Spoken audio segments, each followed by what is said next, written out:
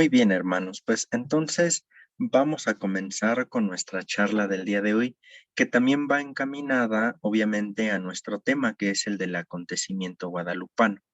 Vamos a revisar el día de hoy a Santa María de Guadalupe como la afirmación del pueblo mexicano o de lo que en su momento iba fraguándose de a poco como el pueblo mexicano. Recordemos, cuando Santa María de Guadalupe viene, todavía está esta idea de irse fraguando lo que hoy conocemos, ¿no? Como México, las mismas culturas que se van entrelazando, la española y la india. Recordemos que se les llamó indios a los naturales de esta tierra porque se creía que en el descubrimiento de América, en realidad lo que se había descubierto, pensaron, habían sido la India, ¿no? Entonces, cuando llegan a estas tierras pensando que es la India, pues a los que viven aquí, ¿quiénes van a ser? Los indios, ¿no? Ya al paso del tiempo, esta palabra indio fue poco a poco haciéndose, o más bien cobrando un tinte despectivo. Y bueno, incluso se ocupa en muchos aspectos para ofender, etcétera. Pero de ahí se deriva esta palabra, ¿no? O el por qué se nos decía a nosotros indios, porque simplemente se creía que se había descubierto la India, ¿no? Y no el territorio, o no América. Bien, entonces, esto como preámbulo para ir adentrándonos en nuestro tema. Bien, cada 11 de diciembre por la noche la Ciudad de México se llena o se llenaba al menos años pasados de mexicanos venidos de varias partes de la República. Se llenaba porque, bueno, ustedes han de saber que el 11, 12 y 13 va a estar cerrada Basílica de Guadalupe y el año pasado también estuvo cerrada la misma basílica por la cuestión del COVID y que no se aglutinara la gente y bueno, que eso se convirtiera en un foco de infección. Entonces, lo cierto es que cada 11 de diciembre, ya sea que se vaya a la casa de la Morenita del Tepeyac o incluso en nuestras propias casas, en nuestras cuadras, cada 11 de diciembre, pues bueno, la finalidad de juntarnos es cantarle las mañanitas a la Morenita del Tepeyac, con la que inicia propiamente su festividad. Y esta, todos sabemos, va a culminar el día siguiente, es decir, el día 12 de diciembre, ¿no? Esto es un hecho que nosotros no podemos negar religioso. Es un hecho totalmente que parte de la misma esencia religiosa que nosotros tenemos como católicos, ¿no? Y como creyentes en sentido amplio, pero que en su origen fue más que religioso. Es decir, el acontecimiento guadalupano tiene, eh, tiene mucha tela de dónde cortar, porque no solamente es que la morenita viniera a visitarnos, sino todo el contexto que hay alrededor de estas apariciones, que es lo que ayer les decía el padre Omar sobre el acontecimiento guadalupano, ¿no? Es decir, todo lo que hay alrededor de las apariciones de la Virgen y que nos narran el Nican Mopohua, ¿no? Entonces, en su origen, las apariciones de la Virgen o el acontecimiento guadalupano fue más que religioso. La Virgen de Guadalupe vio crecer a un naciente, y aquí podríamos entrecomillar, a un naciente pueblo mexicano, el cual a la larga sería una especie de unión mezcolanza entre los indios y los españoles, ¿no? Recordemos esto de indios en cuanto a que se creía que se había descubierto la India y se nos queda el nombre de indios. Bueno, aquí hay una especie de mezcolanza entre indios y españoles. Y es justo lo que la Morenita del Tepeyac va a venir a representar, la unión entre las dos razas, que son los indios y los españoles. No sé si ustedes han leído o estudiado un poco ya propiamente sobre la imagen de María en la tilma. y vemos que tiene rasgos tanto españoles como rasgos indígenas. Y entonces en María de Guadalupe, ya desde ahí comienza esta unión entre los indios y los españoles. Por eso podemos decir que esta unión es lo que ella viene representando. Entonces, el acontecimiento guadalupano ha de abordarse desde dos puntos o desde dos enfoques. El primero, que es uno devocional, y otro, uno netamente teológico. Es decir, una va a ser la devoción con la cual nosotros nos acercamos a la Virgen, y es un poco lo que ayer el padre Omar les planteaba sobre la devoción que nosotros mismos tenemos hacia la Morenita del Tepeyac. Y otro, el mensaje teológico que podemos nosotros descubrir partiendo del acontecimiento guadalupano. Podemos hacerlo desde estos dos enfoques, pero esto no significa que lo devocional y lo teológico estén peleados entre sí, sino simplemente se hace esta distinción porque cada uno responde a una propia lógica interna. Es decir, el momento devocional va a responder a ciertas características, ciertas formas de expresar lo devocional, desde las mañanitas, por ejemplo, que tapicemos de rosas, ¿no? Porque nos recuerdan obviamente el acontecimiento guadalupano, los tamales que se hacen, es decir, todo lo que está alrededor de lo devocional, las mismas peregrinaciones que se hacen es algo devocional, ¿no? Y por otro lado, insisto, aunque no peleado, está el enfoque netamente teológico, es decir, el mensaje que la Virgen vino a traer y lo que ella misma representa, ¿no? Aquí nos vamos a detener en lo teológico, ¿no? Para que desde ahí nosotros podamos conocer todavía más sobre esta advocación de la Virgen María. ¿Vamos bien hasta aquí? ¿No se me han perdido? Todo bien. Vamos bien, Fray, gracias. Perfecto. Entonces, ¿en qué se tendrían que coincidir para insistir un poco más en que lo devocional no está peleado con lo teológico? En que en la unión de lo devocional y lo teológico tendrían que generarse líneas pastorales, es decir, líneas de acción por parte del cristiano con todo el fundamento teológico que se expresa en lo devocional y tiene su concreción en líneas pastorales, ¿no? Si se fijan entonces, aquí va entrelazado, pero tenemos que estudiarlos desde su enfoque cada uno, ¿no? Entonces, lo primero que hay que hacer es no perder de vista que se trata de una advocación de María, aquella de la que confesamos que es la Madre de Dios. Ya ayer el padre Omar enfatizaba en esto, ¿no? Que María de Guadalupe se convierte en una advocación de María, la Madre de Jesús, ¿no? Y entonces, coincidía Omar, bueno, concluía Omar con ustedes que las diferentes advocaciones que hay y que nosotros conocemos de María no significa que haya diferentes vírgenes o diferentes Marías, sino que solamente hay una María, pero puesta o expresada en diferentes advocaciones. Y esto fíjense que es muy interesante, porque la advocación en sí misma ya significa una manifestación de Dios en la historia y en la cultura.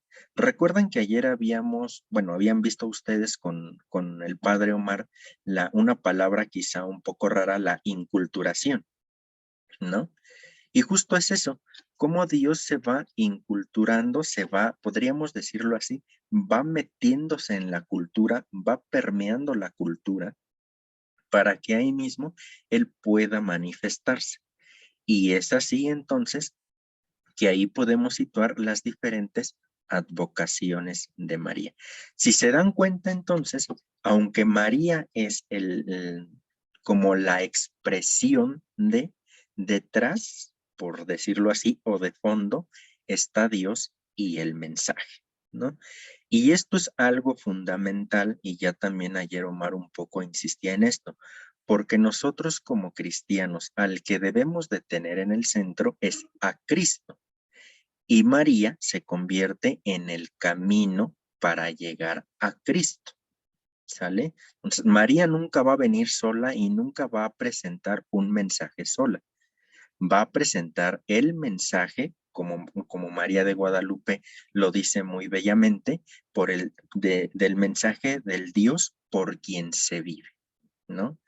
Y entonces, bueno, esta advocación de María de Guadalupe no es otra, sino aquella María a la que nosotros declaramos Madre de Dios.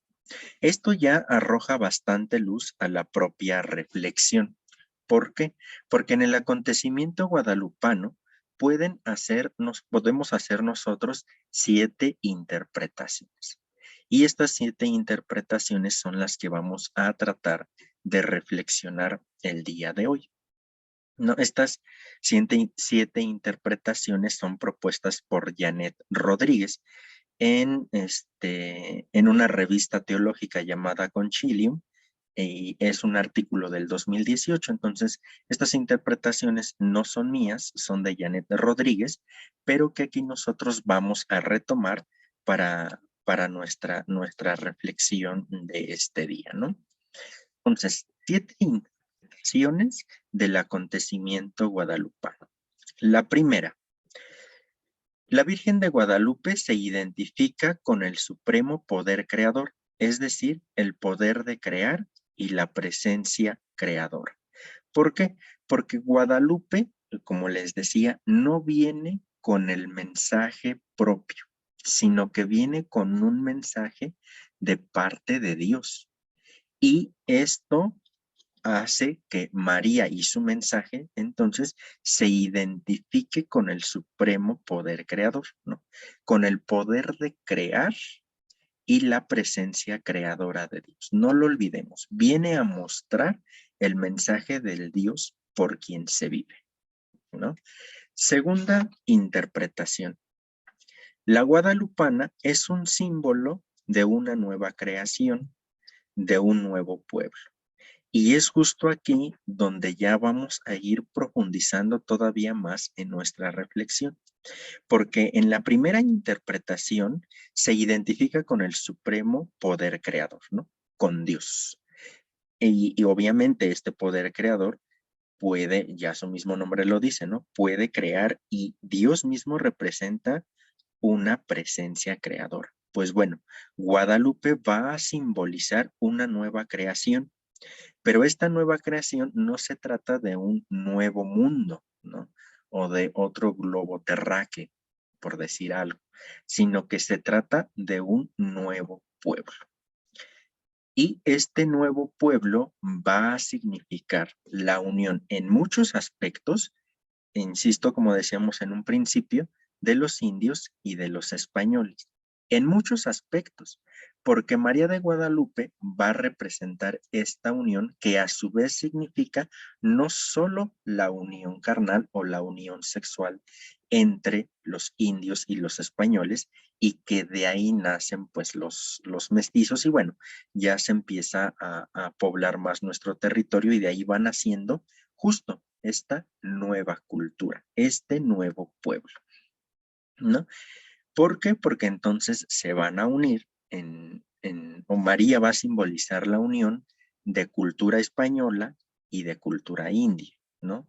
Todas las costumbres, todas las tradiciones van a unirse o van a hacer ese intento de unión en muchos aspectos, en lo religioso, pero también en lo que hoy podríamos llamar civil, ¿no? Por eso, si se fijan, Guadalupe va a significar mucho para nosotros. Y como dice el cantito, ¿verdad? María se convierte para nosotros en algo esencial como mexicanos, ¿no? Nos guste o no nos guste, seamos creyentes o no seamos creyentes, María de Guadalupe va a significar un hito en el nacimiento de nuestra nación mexicana. Eso es indudable, ¿no? Otra cosa será creer o no creer en ella, y aquí ya hay cabida incluso para los no creyentes, o como se veía ayer, para los que, entre comillas, prefieren a la Virgen, por ejemplo, de San Juan de los Lagos, de Juquila, que hoy por ser Día de la Inmaculada Concepción, la estamos festejando, y no Guadalupe, simplemente porque no crecieron, ojo aquí fíjense, no crecieron devocionalmente con Guadalupe, sino crecimos devocionalmente con San Juan de los Lagos, por decir algo, ¿no? Entonces, María se va a convertir en este símbolo de la nueva creación, pero creación de un pueblo. ¿Vamos bien con estas dos interpretaciones del acontecimiento guadalupano? Sí, Fray. Gracias. Ok. Fíjense, entonces, la tercera interpretación de este acontecimiento. La guadalupana responde a la necesidad de dignidad y de experimentar el rostro materno de Dios. Esto me gusta mucho porque va a responder a la necesidad de dignidad de todas las personas. Cuando los españoles descubren estas tierras y bueno, llegan y se encuentran con todos los sacrificios que se tenían aquí, ¿no? Los naturales de estas tierras, etcétera, y se dan cuenta pues que no visten las ropas finas que ellos acostumbran, tienen otras costumbres muy distintas. Los españoles no entienden la forma de vida de los que vivían aquí. Incluso tajantemente se llegan a preguntar si los que habitan aquí cuando ellos llegan tienen alma humana o son como animales. Literalmente se lo preguntan, ¿no? Hasta ese punto llega o llegó la discrepancia entre la forma de vivir de los que habitaban esta tierra y de los españoles.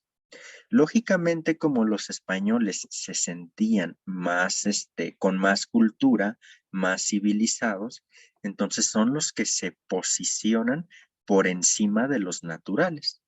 Y entonces los naturales no tienen el mismo estatus, podríamos decirlo hoy, el mismo estatus social que los españoles. De hecho, yo creo que todos conocemos la basílica, ¿verdad? No sé si se han Sí, Fray. percatado, exacto, no sé si se han percatado o se han dado cuenta que en la misma basílica, bueno, no en la nueva ahora ahí dentro, pero sí alrededor o en las diferentes capillas que hay en basílica, hay una que dice Capilla de Indios. No sé si se han dado cuenta de eso. O no se habían percatado. No me acuerdo, No. Fray. ¿En la nueva, No. Fray? No, está la nueva. ¿Y qué será? Al frente, pues, donde está sí, así como para subir al cerrito, si mal no recuerdo, está a mano derecha, está la capilla de indios, si mal no recuerdo. Pero ahora que vayan ustedes nuevamente a Basílica, fíjense en las capillas más antiguas y ahí va a decir capilla de indios, ¿no? Es la que está como cuando antes entraba uno atrás del templo antiguo. Ajá, porque uno es el templo antiguo y pues esa Sí. era la antigua basílica, ¿no? Sí. Pero hay otro, y ese otro es el de la famosa capilla de indios. Ajá, o sea, el paso por donde puede uno cortar como para ir al Pocito. Ah, por ahí anda la zona, ajá, exacto. Sí. Bueno, fíjense, como no se supone, ellos creían que no estaba la misma dignidad, entonces los indios tenían que tener una capilla aparte de los españoles. Entonces, si se fijan, la dignidad de los indios o de los naturales, pues estaba devaluada, ¿no? De a poco se les iba quitando, se les había quitado ya la dignidad. María de Guadalupe, ¿qué es lo que viene a hacer o qué viene a simbolizar cuando se presenta parte indígena y parte española? A decir, tanto españoles como indios o indígenas están a la par en dignidad. No es que uno esté por encima del otro, sino que ambos tienen que aprender a cohabitar esta tierra, ¿no? Y con ello, pues les está diciendo a los españoles, aquí los indios también tienen la misma dignidad que ustedes. Además de esto, María de Guadalupe se presenta como la expresión del rostro materno de Dios. Nosotros sabemos, bueno, creo que todos sabemos que Dios Padre es espíritu, ¿verdad? Es decir, no tiene forma humana. Nosotros lo representamos, por ejemplo, en la Santísima Trinidad o en la Divina Providencia, como un señor ya mayor, de barba, canoso, de pelo largo, porque son símbolos o sí, es una iconografía que nos dice que Dios es alguien que tiene mucha sabiduría. ¿Y quién es el que tiene mayor sabiduría de entre los hombres? Pues las personas mayores, ¿no? Pero a esta forma de presentar a Dios se le llama antropomorfismo. Es una palabra muy rara, ¿verdad? Y bueno, es una palabra teológica que significa forma de hombre, o que se presentan las cosas con forma de hombre. Y entonces es así que por eso nosotros entonces, vemos a Dios o lo percibimos de esta manera, ¿no? Pero no es porque Dios sea hombre. Pero si nosotros nos vamos a la Sagrada Escritura, podemos descubrir rasgos masculinos de Dios. Pero si leemos la misma escritura, nosotros nos vamos a dar cuenta que también hay rasgos femeninos de Dios, ¿no? Recordemos, normalmente se suele decir que lo masculino es la fuerza, ¿no? Pues sí, la fuerza tanto física, es lo que se suele decir, ¿no? No estoy diciendo que en verdad sea la fuerza física, lo emocional, lo duro, lo fuerte, etcétera, ¿no? Y lo materno, lo que cuida, lo que sana, lo que apapacha. Y si nosotros nos percatamos, Dios tiene ambas características a lo largo de toda la Sagrada Escritura, ¿no? Ahora, con Jesús pues se nos presenta como el Abba, como el Padre. Pero esto no quita que también en el Antiguo Testamento y en el mismo Nuevo Testamento, Jesús no que presente a Dios como madre, pero sí presenta rasgos maternos. Y María, siendo mujer, presenta ahora a Dios en una forma femenina.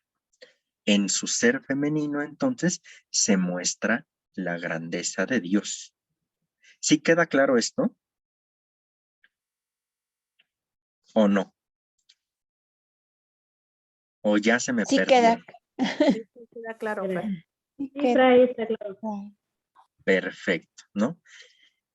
Entonces, con María de Guadalupe se va a experimentar el rostro materno de Dios. Y fíjense, esto es muy curioso, porque ¿cómo le habla a Juan Diego la Virgen de Guadalupe?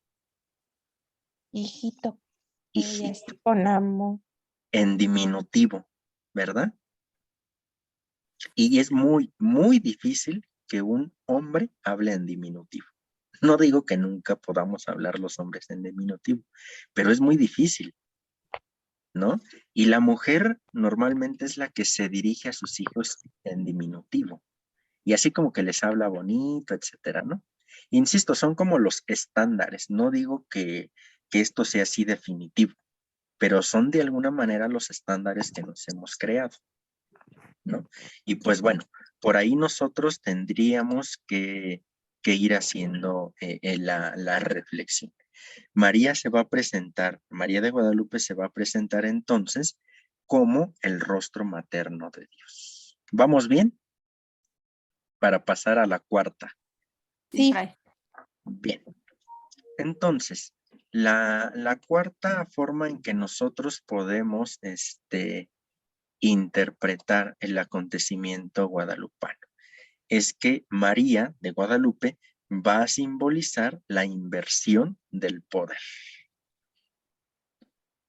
Aquí ya nos empezamos nosotros a meter en que lo religioso, la fe, Dios mismo, tiene una repercusión en la historia.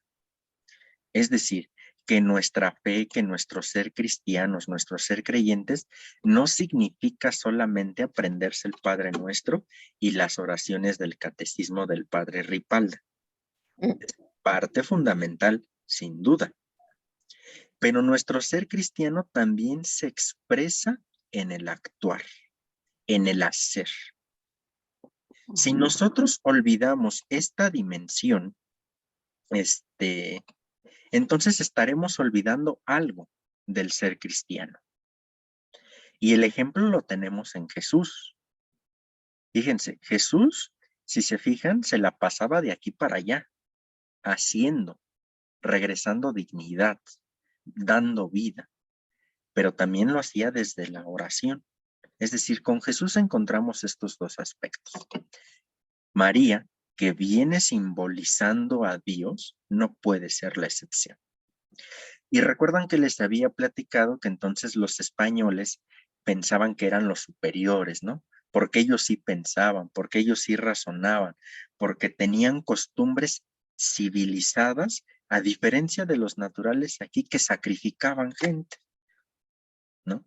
Y ahí también hay de los españoles, también hubo ahí una, pues podríamos decir, interpretación un tanto errónea de los mismos sacrificios de los naturales de aquí, porque para los indios ser sacrificado era un honor. Ser sacrificado para los indios significaba unirse con su deidad, con sus dioses. Por tanto, quienes eran sacrificados no eran sacrificados en contra de su voluntad, sino que ellos mismos incluso se ofrecían para unirse con sus dioses o con su Dios. ¿Sale? Pero bueno, vienen los españoles y dicen, ¿cómo es posible que estos estén sacrificando gente? No, no es posible esto. Y empiezan a decir, no, pues nosotros somos superiores porque nosotros sí pensamos, porque nosotros sí estudiamos, porque etcétera, ¿no? Nosotros sí nos vestimos, ellos andan casi en desnudos, etcétera. Y entonces los españoles se posicionan encima. Cuando viene Guadalupe, esto se pone en la par, ¿no? Que es lo que veíamos hace un momento, el regresar la dignidad. Pero recordemos, son interpretaciones distintas, estas 7 que presentamos, y que no por fuerza tienen que coincidir en todo. Si una significaba regresar dignidad, ahora Guadalupe va a simbolizar la inversión, que ahora los indios no es simplemente que valgan más que los españoles, pero los sitúa en su justo lugar, ¿no? Y entonces María de Guadalupe viene a decir, olvídense de que ustedes son superiores. Aquí no hay superioridad, ¿no? Y esta se convierte entonces en la cuarta interpretación del acontecimiento guadalupano. ¿Vamos bien? ¿O hay alguna pregunta? Vamos bien, Fray. Está bien, Fray. Perfecto. Fíjense, después pasamos a lo que nosotros podemos tener por quinta interpretación. Guadalupe constituye una manifestación de la promesa de Dios de estar siempre con su pueblo. Y esto para nosotros es una promesa bíblica, ¿no? No es una promesa que nos hayamos inventado. No es una promesa que solamente tenga el pueblo mexicano, sino que es una promesa que viene para todo el pueblo de Dios. Y sin el afán de incluir sin su querer a los no creyentes, para todo el mundo, ¿no? Él ha decidido estar con nosotros siempre y permanecer con nosotros. Y es entonces que desde las promesas, desde el Antiguo Testamento, vienen acompañando la promesa de Dios siempre estar con su pueblo. En el Antiguo Testamento tendríamos que hablar del pueblo de Israel y después del pueblo de Israel, estrictamente del pueblo judío, porque el pueblo de Israel o las 11 tribus restantes de lo que era Israel van a desaparecer y la única tribu que va a quedar va a ser la de Judá y de ahí va a derivarse el nombre judíos, ¿vale? Pero desde entonces va a estar presente la promesa de siempre estar Dios con su pueblo. Escucha, Israel, tú eres para mí mi pueblo y yo seré para ti tu Dios, ¿no? Esa es una máxima del Antiguo Testamento. Y esto se ve su culmen con Jesús, la presencia definitiva de Dios en la historia, el Dios que se encarna. Pero Jesús también prometió que iba a estar con nosotros siempre, ¿no? Y esta promesa viene de Dios Padre también, porque aunque en la Trinidad encontramos 3 personas y una actúa, particularmente una actúa, las otras 2 de manera, podríamos decirlo entre comillas, indirecta también está actuando, porque forman un solo Dios, ¿no? Entonces, esta promesa está desde el Antiguo Testamento, pasa por el Nuevo Testamento y a lo largo de nuestra historia la hemos ido corroborando. Dios siempre está con su pueblo. ¿Y qué mayor grandeza ahora que presentarse en la figura de María de Guadalupe? ¿Ustedes recuerdan qué es lo que trae la Virgen de Guadalupe aquí en el cuello? ¿Recuerdan o no recuerdan? Una mascada negra que implicaba que estaba embarazada, creo. Esa la trae un poquito abajo en el vientre. Ah, ya, cierto. Sí, Fray. Y que justo era lo que se decía, que se ponían una cinta porque estaban encintas las mujeres. Pero aquí en el cuello, ¿no recuerdan qué tenía la Virgen? Es un cuadrito con una cruz. ¿Es como un paliacate? Es como una especie de collar. Ajá. Una Pero- piedra Pero, Pareciera como un escapulario, ¿no? O sea, pero tiene una un cruz. adorno. Exacto, tiene una cruz. He ahí el secreto. O sea, fíjense, María de entrada viene con una especie como de collar con una cruz pequeña, ¿no? Pero Yo pensé que era una perlita. no, es una crucecita. Pero fíjense, además, y lo más importante incluso de la cruz, María viene encinta. María de Guadalupe viene embarazada. En el seno trae a nuestro Salvador. En la imagen, claro, ¿no? En la imagen de que se queda en la tilma. María de Guadalupe viene embarazada. Trae en su seno al Salvador. Nuevamente volvemos al punto. El centro para nosotros no tendría que ser Guadalupe, tendría que ser Jesucristo. Pero ¿quién nos lo trae? María. Por eso es un amor inmenso para ella. Y qué bueno que lo tenemos. ¿Sale? Pero tenemos que ir acentuando esto. Y justo es que María viene embarazada de Jesús, del Hijo de Dios mismo, donde se cumple la promesa de que Dios va a estar siempre con su pueblo. Pero ahora ya no específicamente con el pueblo judío, sino ahora con el naciente pueblo mexicano. ¿Se dan cuenta de la importancia de esto? María presenta a Dios para decir, aquí está el verdadero Dios por quien se vive. Y no los ha dejado. Ustedes que lo están conociendo de a poco, aquí está y no los va a olvidar. Si se fijan, María de Guadalupe es todo un acontecimiento, ¿no? Y trae muchas cosas y muchas cosas para reflexionar. Bien, ¿vamos bien en esta quinta interpretación? Sí. Sí, Fray. Muy bien. Perfecto. Pasamos ahora a la sexta.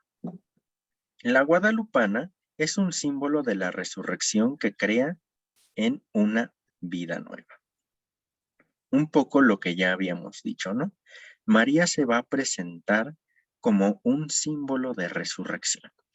Y aquí habría que decir que como los indios, entonces no tienen dignidad, podríamos decir metafóricamente que estaban muertos, ¿no? Porque no tenían una auténtica vida, no tenían dignidad, no tenían posibilidades reales, ¿no? Frente a los españoles, claro.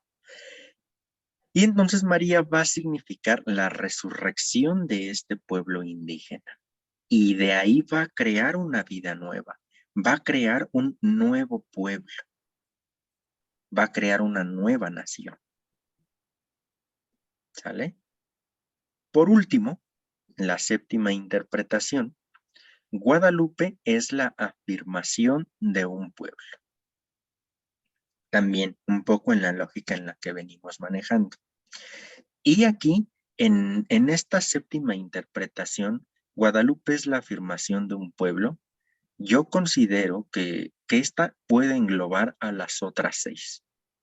Es decir, Guadalupe afirma a un pueblo y con ella trae consigo todo lo demás. El regreso de la dignidad, la nueva creación, la resurrección, la dignidad, expresar el rostro de Dios, expresar el rostro materno de Dios, la promesa de estar siempre de Dios en la historia. Me parece a mí que en esta última propuesta de interpretación sería un englobante de las otras 6, o ya en su conjunto de las 7, ¿no? Pues en ella se manifiesta la presencia de Dios con su pueblo. En este caso, de manera muy específica, les digo, con el naciente pueblo mexicano. Y aquí viene un poquito también tendríamos que nosotros también ahondar un poco en lo controversial de este acontecimiento. Porque incluso más allá de todas las controversias que hay alrededor de la aparición de la Virgen de Guadalupe o del acontecimiento guadalupano, por ejemplo, de la negación primera de Zumárraga, ¿no? Nosotros recordamos, porque pues bueno, nos lo cuenta el mismo Nicán Mopogua y en las mismas películas se nos presenta, ¿no? Porque obviamente las películas están basadas de alguna manera en el Nicán Mopogua, que es el relato donde se cuentan las apariciones de la Virgen. Nicán Mopogua significa aquí se cuenta, o aquí se dice, o aquí se narra. Eso es lo que significa Nicán Mopogua. Y bueno, ahí en el Nicán Mopogua se nos dice la primera negación de Zumárraga, ¿no? Este no cree. Y entonces, alrededor de este no creer, hay muchas interpretaciones y muchas controversias de Zumárraga. Ustedes no sé si sepan, pero Zumárraga fue el primer obispo de México y era franciscano, ¿no? Entonces ahí un tache guarache para los franciscanos porque no creyeron en la Virgen de Guadalupe, ¿no? Pero es parte de lo que ayer Omar les platicaba sobre el silencio de la orden respecto a la Virgen de Guadalupe. Porque aquí hay muchas interpretaciones, muchas controversias. Hay quien incluso llega a afirmar, y está puesto por escrito y en actas oficiales, que cuando es el acontecimiento guadalupano, Zumárraga ni siquiera está aquí. Está en camino a España para que lo ordenen obispo. Y entonces, si Zumárraga no está en estas tierras, no puede negarle a Juan Diego la casa de la Morenita del Tepeyac. Pero bueno, ahí están estas interpretaciones, estos datos que se presumen históricos, el relato del Nicán Mopogua, etcétera, ¿no? Pero la negación primera de Zumárraga y aceptar las apariciones y mandatos de la morenita, o de lo supuestamente, o aquí habría que incluso que entrecomillar, o de lo útil que fue la imagen de Guadalupe, la imagen de la Madre de Dios, para implantar definitivamente la iglesia en México, o en el naciente México, ¿no? María de Guadalupe va a significar la total implantación del catolicismo en México. Así como simboliza la representación del naciente pueblo mexicano, va a significar la instauración definitiva de la Iglesia Católica aquí en estas tierras. ¿Sale? Por eso, si se fijan, María de Guadalupe es todo un acontecimiento. Y aquí habría que, en esto de la iglesia en México, pero no se trata de la iglesia india que habían pensado los primeros franciscanos. ¿Por qué? Porque así como habíamos dicho hace un momento, ¿verdad? Que Zumárraga tenía tache por no aceptar la aparición de la Virgen, según el relato del Nicán Mopogua, no olvidemos que los primeros en llegar a estas tierras para evangelizar fueron 12 misioneros franciscanos, 12 frailes. Y previo a ellos llegaron otros 3, y esos otros 3 aprendieron la lengua, estaban con ellos, aprendieron costumbres, aprendieron todo. Cuando llegan estos 12 frailes a México, bueno, al naciente México, porque todavía no podemos llamarle ahí México, cuando llegan a estas tierras, también van a aprender. Ellos lo que van a querer hacer, van a querer instaurar aquí en el territorio, así se le llama, iglesia india. Porque ellos creían que al venir a estas tierras, donde no conocían a Dios, al menos al Dios Yahvé, al Dios de Jesús, aquí era terreno totalmente fértil y un terreno totalmente amplio, estamos hablando de una forma metafórica, para que de verdad se implante la iglesia de Jesús.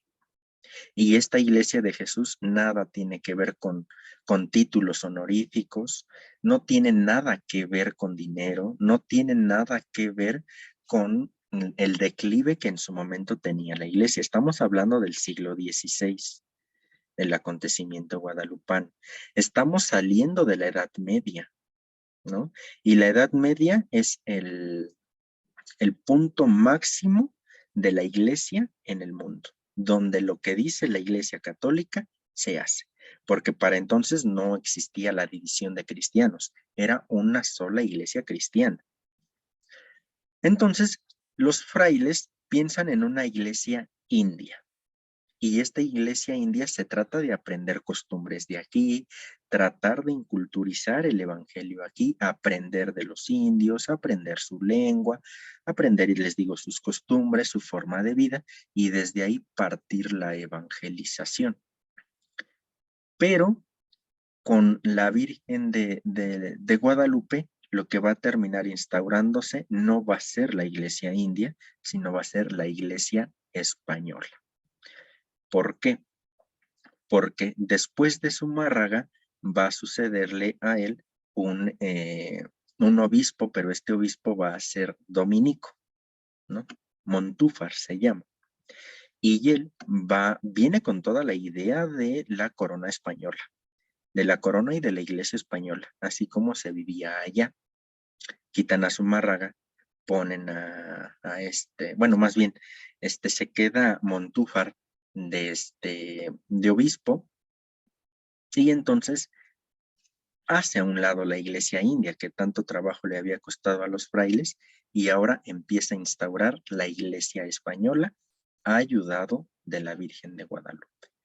Por eso entonces, esta iglesia española es la de los conquistadores, que más que la simple preocupación entonces por la fe, estaban los intereses de la corona. Por eso Guadalupe también se convierte en un acontecimiento muy conflictivo para los no creyentes, ¿no? Conflictivo para con nosotros, porque María de Guadalupe significó implantar totalmente la corona española aquí en México. Bueno, en lo que iba fraguándose como México, ¿no? Entonces, por eso hay mucha tensión también alrededor de María de Guadalupe. ¿Vamos bien hasta aquí o ya los perdí en el discurso? Sí, está bien, Fray. Vamos bien, Fray. Seguros, porque mañana les vamos a hacer examen. Ups. Ay, sí le fallamos. No, pero sí vamos bien. Sí, Fray, sí vamos bien. Bueno, vamos Sí, a... Fray. Perfecto. Vamos a ahí continuando en esto. Ya casi acabamos. Bueno, aún con todas estas controversias y con todo lo que puede haber alrededor de la Morenita del Tepeyac, lo cierto, insisto, nos guste o no nos guste, creamos o no creamos, ¿cómo se dice? Me fue la palabra. Tengamos afecto o no tengamos afecto por la Virgen de Guadalupe o prefiramos a la Virgen de San Juan de los Lagos, lo cierto es que María de Guadalupe se convertiría así en el mensaje del mismo Dios, con un rostro materno, de estar siempre al pendiente de los humillados y carentes de dignidad. Se dan cuenta, y me parece que aquí podría ya cobrar más importancia el por qué tenemos que ir matizando la reflexión que podemos hacer de María de Guadalupe. Recuerdan que en un principio hablamos sobre lo devocional, ¿no? Y también lo teológico, ¿no? Que en lo teológico era donde nos íbamos a enfocar y fue justo estas 7 interpretaciones que se dieron. Pero como también es un acontecimiento histórico que tuvo que ver con la fundación de lo que actualmente conocemos como México, teníamos que abordar también un poco la perspectiva histórica, ¿no?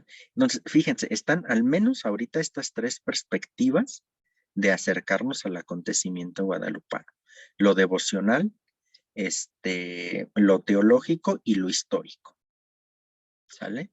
Y cada uno de estos tiene su forma de irlo abordando, como medianamente lo hicimos aquí, ¿verdad? También el tiempo y el espacio pues no nos permite todavía ir más allá. Pero bueno, se trata de hacer esto, insisto. Con todo esto, en lo que teológicamente nosotros nos podemos quedar del acontecimiento guadalupano, es que María se convertiría en el mensaje del mismo Dios con un rostro materno, de estar siempre al pendiente de los humillados y carentes de dignidad, para regresarles ahora la dignidad, y no ella. Ella es la emisaria de Dios, ¿sale? María de Guadalupe es la afirmación de Dios para con los más necesitados. Porque María de Guadalupe cuando viene con los indios, los que más necesitan. Por tanto, María se convierte desde entonces en la madre de los más necesitados. Esto se convierte en una exigencia netamente evangélica. Si nosotros vemos a Jesús, ¿Jesús a quién prefiere? A los pobres, a los más necesitados, a los oprimidos, a los que sufren de injusticia. A ellos es a los que prefiere Jesús. A los otros, a los ricos, por ejemplo, que son como la contraparte, no los olvida, pero prefiere a los pobres, a los necesitados. Por tanto, María, al presentarse como imagen de Dios, recuerda simplemente el mensaje evangélico. ¿Sale? Baste recordar entonces, insisto, todos los pasajes en los que se ve que Jesús el Cristo es la plena revelación del Padre. Esto tiene especial inclinación por los pobres y excluidos de la sociedad, con la sola finalidad de recordarles, y aquí ya habría que poner como al pueblo mexicano, que también son hijos de Dios, aunque no tengan y aquí habría que encomillar, una ascendencia digna o aristocrática. Aunque no vengan de familias posicionadas, todos tienen la misma dignidad. Todos tenemos la misma dignidad. Y aquí entonces el acontecimiento guadalupano partiendo de estas 7 formas de interpretar que a su vez son tomadas de Janet Rodríguez, pero que aquí nosotros ya les hemos ido matizando, incluso intercalando, y como fundamento esto es para hacer la reflexión completa, ¿no? ¿Vamos bien? Sí, sí, Bien. vamos bien. Muy bien. Entonces, después de todo esto, ¿qué significa María de Guadalupe para nosotros?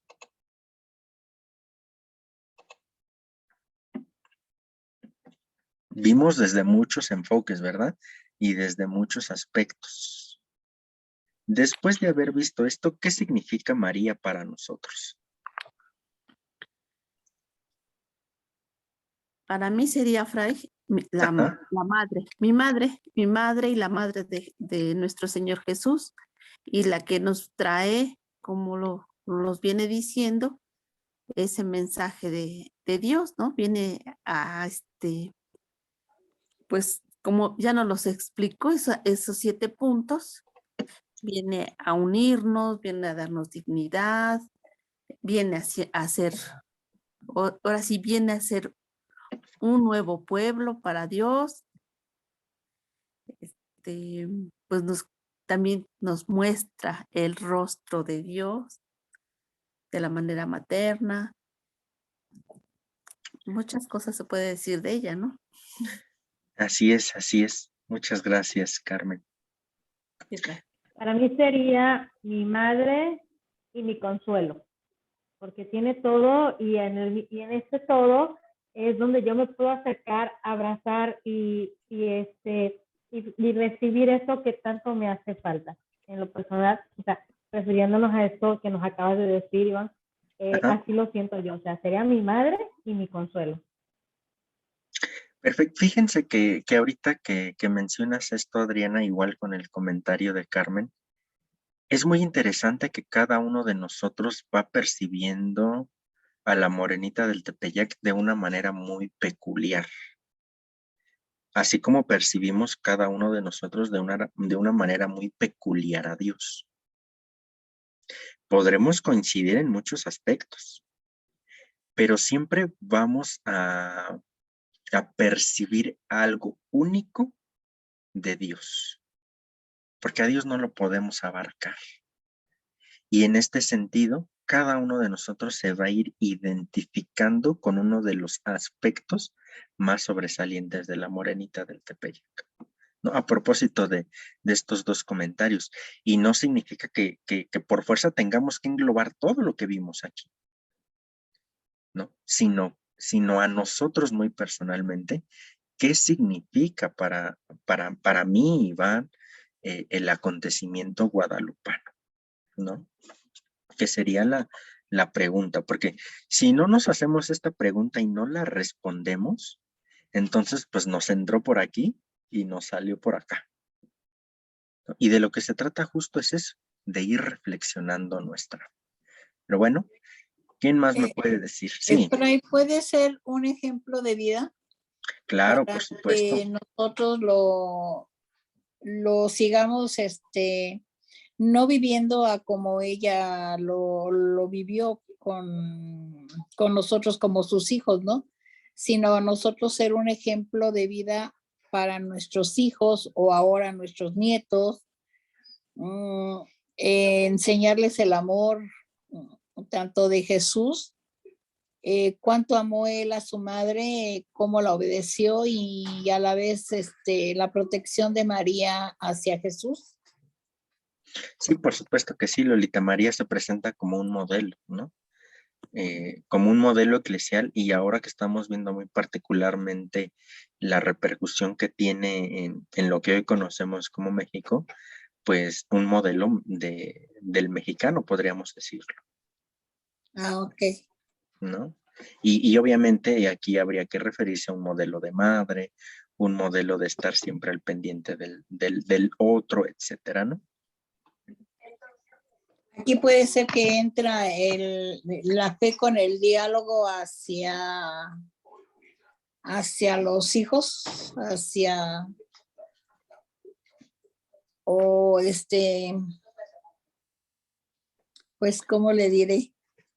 Pues sí, ¿no? Enseñar lo que nosotros hemos aprendido y tener siempre un diálogo con todos. Así ¿Puede es. ser? Sí, claro que sí. Muy bien, gracias, Lolita. ¿Alguien más? Para mí la Virgen representaría la madre de la dignidad, de la paz y del amor. Madre de la dignidad, de la paz y del amor. Me gusta eso. Madre de la dignidad, ¿verdad? De la dignidad humana. Muchas gracias, Norma. ¿Alguien más?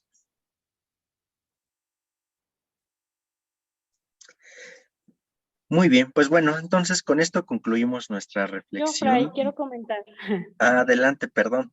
Este, Adelante. bueno, quiero comentar que para mí, desde que empecé a conocer un poquito sobre la Virgen de Guadalupe, fue para mí una sorpresa el saber todo lo que hasta el momento se ha descubierto de lo que ella, de que toda la imagen que representa, como dice, en su momento y en la actualidad, es para mí un misterio. Aún yo creo que hay cosas que ella nos puede sorprender en un futuro con un mensaje que está plasmado ahí. Sabemos que la Virgen se ha, pues, aparecido en varios lugares del mundo, ¿no?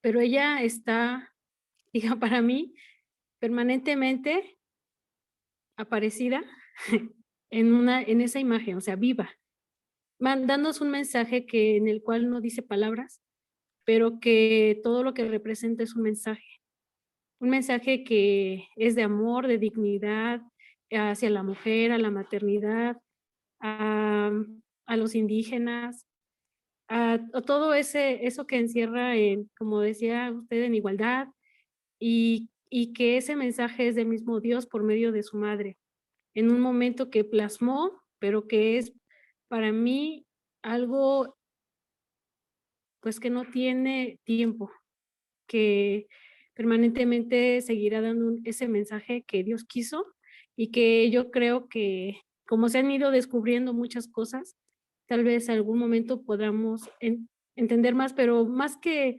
descubrirlo hay que creerlo y amarlo, porque con el hecho de que ha pasado la tecnología y cuando dijeron que sus ojos son ojos que captaron personas, etcétera, eso fue cuántos años después y fue un mensaje diferente. O sea, yo me imagino que en algún momento habrá un mensaje, pero que debemos creer no nada más, pues, a admirarse, sorprenderse, sino que vivirlo como mexicanos, esa gran bendición. Es lo que quería comentar. Gracias. Gracias, Norma. Sí, Fray, ¿le sí, puedo comentar un sí, poquito? adelante. Bueno, yo siento que la Virgen de Guadalupe como nación mexicana nos une en amor, porque es impresionante ver cuánta gente de toda la República va a la Basílica y las que no vamos en la misma ciudad. Es un amor que va más allá de lo que se puede hablar, sino que se vive y se siente. Siento que la Virgen nos une en amor, en fe, en esperanza y en caridad a todos los mexicanos o a la mayoría. Sí, aunado al anterior comentario, cómo María se convierte en núcleo, ¿no? Es decir, en el núcleo en el que nos va uniendo, en el que se va haciendo, en el que nos va formando en la fe como mexicanos, como personas, como buscadores de Dios. Y hoy, diría un gran teólogo, oyentes de Dios, ¿no? Y que es toda la nación, insisto, más allá de todas las controversias que hay alrededor del acontecimiento guadalupano, ¿no? De que si sí, que si no, fue, vino, apareció, no apareció, en dónde, y todo eso, no podemos quitar de la historia de México que María de Guadalupe significó un momento fundante de esta nación. Y obviamente también de la iglesia, y de nosotros como creyentes, como personas, como seres humanos. Eso se lo debemos a la morenita, ¿no? Muy bien. ¿Alguien más?